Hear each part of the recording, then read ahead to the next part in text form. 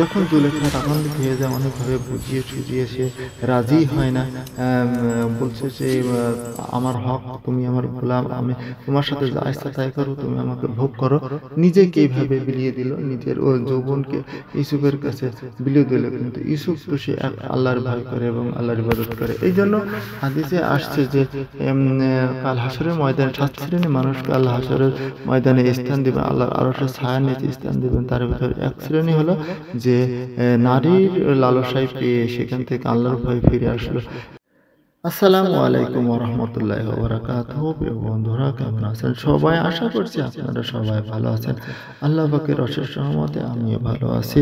আপনারা সবাই অলরেডি জেনে গেছেন যে আমার এই চ্যানেলে বর্তমানে ইউটিউব জুলেখার কাহিনী, যেটা ইরান থেকে প্রচারিত, সেইটার উপরে যেহেতু এটি 104তম পর্ব, আমরা ছোট্ট খণ্ড খণ্ড আকারে, পর্ব আকারে আলোচনা করছি এবং আপনাদের মাঝে শেয়ার করছি। আজকে আমরা 32তম পর্বের আলোচনা করব, যদি আল্লাহ তৌফিক দান করেন। 32তম পর্ব আমি দেখেছি এবং সেখান থেকে আমি 12টা পয়েন্ট তুলে এনেছি, সেটার উপরে আপনাদের মাঝে আলোচনা করব।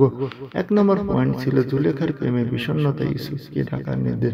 জুলেখা এখন অলরেডি তার প্রেমে উতলা হয়ে গেছে ইউসুফের, আপনারা সেটা অলরেডি 31 পর্ব দেখেছেন। এখন সে বিষণ্ণভাবে তার বারান্দায় যায়, ঘুরে ফিরে, মনে তার কোনো শান্তি নাই। কিভাবে সে ইউসুফকে কাছে পাবে এবং কিভাবে সে তার মনের চাওয়াটা পূরণ করবে, এটা নিয়েই সে উতলা হয়ে যায়। সে অলরেডি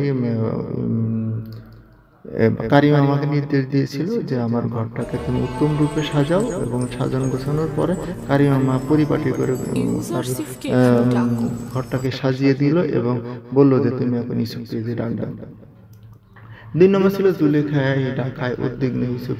যখন কারিমা এসে বললো যে বানু জুলেখা আপনাকে ডাকছে, এত রাত্রে আসলে তো সহজে কেউ কাউকে ডাকে না। সে আতঙ্ক হয়ে গেল, কারণটা কি, এত রাত্রে আমাকে কেন ডাকলো, এবং আল্লাহর কাছে সে প্রার্থনা চায়। এখন যেহেতু সে এই বাসার গোলাম, ডাকলে তো না ডেকে না যেও পারা যাবে না, কিন্তু সে আল্লাহর কাছে পানা চায় যে আল্লাহ, আমি অনেক কোনো ষড়যন্ত্রের ভিতরে যাচ্ছি। এইভাবে সে আল্লাহর কাছে কান্নাকাটি করতে থাকে। 3 নম্বর পয়েন্ট ছিল কিচেনের কান্নাকাটি থামছে না। যখন ইউসুফ জুলেখার ঘরে যাচ্ছে, ওই মুহূর্তে ওই বারান্দায় কিচেনে কান্নাকাটি করতেছে এবং কিচেনে বলে, দেখো তো গতকাল কান্নাকাটি করছিল, তোর মাথায় হাত দিয়েছিলে, সে চুপ করেছিল, আজকেও তো সে আর কান্না থামতেছে না। ইউসুফ এসে তার মাথায় হাত দিল, কিন্তু কিচেনের কান্না থামে না। তখন সে বলে, কি ব্যাপার, গতকাল থামলো, আজকে কেন থামতেছে না, এর কারণটা কি? তখন সে বলল, তার পবিত্র আত্মা মনে হয় কোনো দুঃসংবাদ বা কোনো ষড়যন্ত্রের আভাস পাচ্ছে, এই জন্য তার কান্না থামতেছে না। তখন চিতেনে বলে, কি ব্যাপার, কি অলক্ষণের কথা আবার দিয়ে গেল ইউসুফ, এটা নিয়ে আবার চিতেনে একটু কোনো ঘটনার পূর্বাভাস পেয়েছে। 4 নম্বর পয়েন্ট ছিল জুলেখা আনন্দ আত্মহারা ইউসুফ আসতে যায়। ইউসুফ যেহেতু আজকে সে ঘরটা পারিপাটি করছে, সে মনে করে এত সুন্দর করে সাজানো হয়েছে আমার ঘর, ইউসুফের জন্য আমি সেজেছি। ওই যে একটা আছে না, যে ভালোবাসার মানুষ যখন আসে তখন মানুষ যে প্রেমে আত্মহারা হয়ে যায়, সেটাই এখানে পরিচালক দেখানোর চেষ্টা করছে। জুলেখা আনন্দ আত্মহারা হয়ে গেছে যে আজকে তার মনের আশা পূরণ হবে, আজকে তার মনের খায়েশ পূরণ হবে যে ইউসুফ তার কাছে আসতেছে। এটা নিয়ে সে অনেক আনন্দে আত্মহারা হয়ে যায়। 5 নম্বর পয়েন্ট ছিল ইউসুফ ঢুকলে কারিমা দরজা বন্ধ করে। এই ঘরের দরজার কথা কিন্তু হানিফার অনেক ছোটবেলায়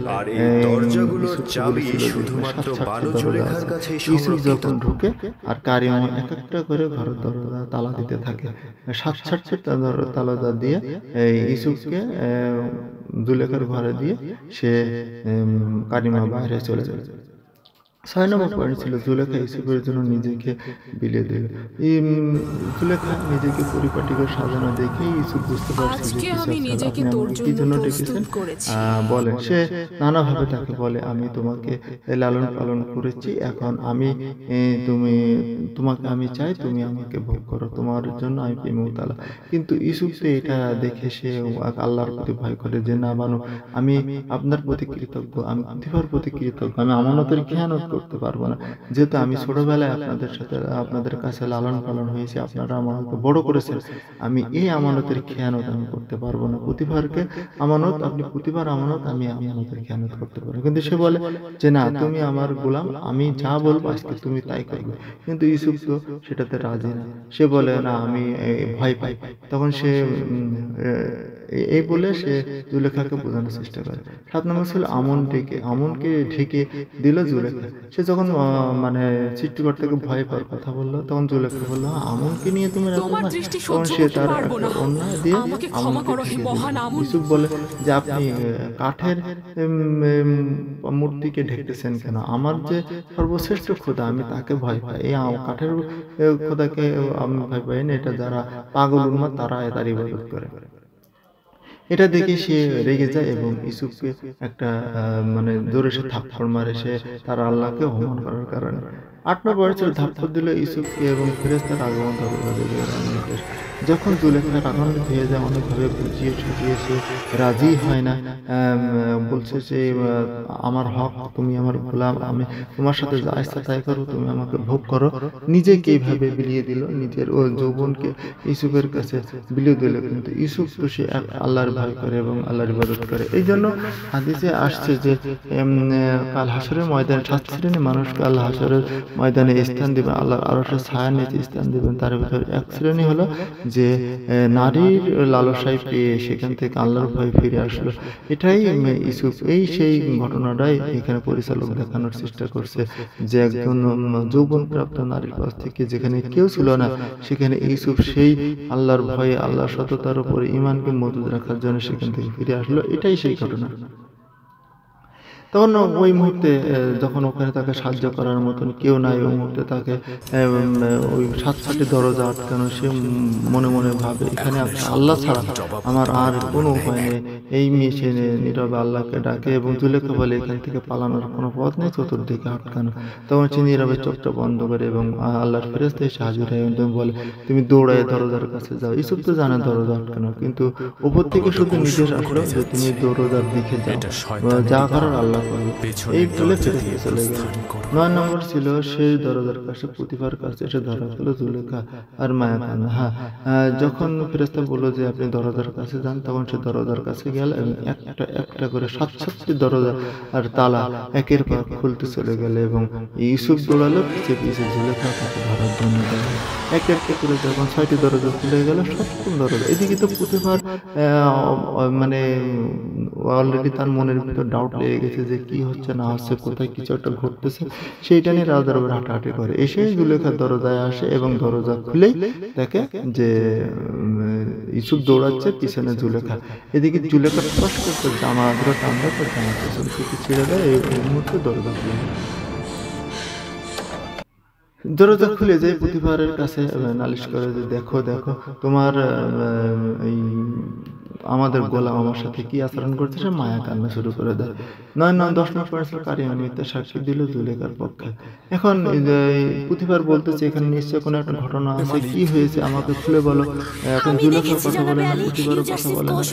শেষ পর্যন্ত সে বলে যে সে তোমার আমানতের উপর খেয়ানত করছে, ইউসুফ আমার ঘরে ঢুকছে। যেহেতু নারী আর সে হলো তার বউ, সে ছলে বলে পোষালে নানা রকম মিথ্যা কথা বলে পুতিফারকে ধোঁকা দেওয়ার চেষ্টা করে। এদিকে কারিমামা আছে, কারিমামা এসে বললো হ্যাঁ আমি দেখেছি যে ইউসুফ রাতের বেলা আস্তে আস্তে হাঁটতে হাঁটতে জুলেখার দরজা দিয়ে গেছিল। এদিকে সাক্ষী দিল কারিমামা। পুতিফার বলে যে তোমার যেহেতু কোনো সাক্ষী নাই, তাহলে এটা তুমি যদি হাজির করতে না পারো, তাহলে এই রাত দরবারের নির্দেশ আমি হত্যা করবো, তুমি তোমার সাক্ষী হাজির করো। এখন সাক্ষী করতে হবে, তার পক্ষে তো কোনো সাক্ষী নেই। জুলেখার পক্ষে তো কারিমামা আছে, কিন্তু ইউসুফের পক্ষে তো কোনো সাক্ষী নেই। সে বলে আমার তো কোনো সাক্ষী নাই, কিন্তু আমি এতটুকু বলতে পারি যে আপনার স্ত্রী আমাকে ডাকছিল আর ডেকেছে, তাই আমি গিয়েছিলাম। বলে দিন এসব কোনো কথা হবে না, সাক্ষী হাজির করতে না পারলে এই অপরাধে তোমাকে দণ্ডিত করা হবে, তুমি সাক্ষী হাজির করো। সে সাক্ষী কোথায় পাবে? হঠাৎ করে সে চোখে বন্ধ করে এবং আল্লাহর তরফ থেকে তার কাছে হয়ে চলে আসে যে তার সাক্ষী আছে, এই বিল্ডিং এর ভিতরে আছে, তুমি তাকে ডাকো। তখন সে বলল যে হ্যাঁ, আমার সাক্ষী আছে। তখন 11 নম্বর পয়েন্ট ছিল কিচেনের সাক্ষী মামলা ইউসুফ এবং সত্য প্রমাণ প্রতিভা নারীর জন্য ভয়ঙ্কর। হ্যাঁ, তখন সে বলল যে এই বিল্ডিং এর ছোট বাচ্চাটি কাঁদতেছে, ওই বাচ্চাটাকে আপনি ডাকুন, ওই বাচ্চাটি আমার পক্ষে সাক্ষী দেবে। তার বয়স মাত্র 6 মাস, সে তো কথা বলতে পারে না। জুলেখা অবাক হলে, কি ব্যাপার, ছোট বাচ্চার কি সাক্ষী দেবে, সে তো কিছু জানে না, বুঝছে না, তাকে সাক্ষী দিয়ে গেলাম, ডাকেন, আপনি তাকে ডাকেন। তখন ইউসুফ আল্লাহর দোহাই দিয়ে খোদার দোহাই দিয়ে একত্ববাদী খোদার দোহাই দিয়ে তার মাথা হাত দিয়ে বলল, ছেলে, তুমি যে সত্য যেটা জানো সেটা আজ তুমি এখানে বলো। তখন এই বাচ্চাটি এক অভিনব সাক্ষ্য দেয় যে জামা যদি পেছন দিক দিয়ে ছেঁড়া থাকে তাহলে ইউসুফ নির্দোষ, জুলেখা দোষী, আর যদি জামা সামনের দিক থেকে ছেঁড়া থাকে তাহলে ইউসুফ দোষী, জুলেখা নির্দোষ। এই প্রমাণ যখন দিয়ে দিল তখন প্রতিভা ইউসুফের জামা পেছন দিক থেকে ছেঁড়া, তার মানে ও যখন দৌড়ে চলে আসছে পেছন দিক থেকে জুলেখা টান দিছে, এটাই প্রমাণিত হয়ে গেল। আল্লাহর হুকুমে কি না হয়।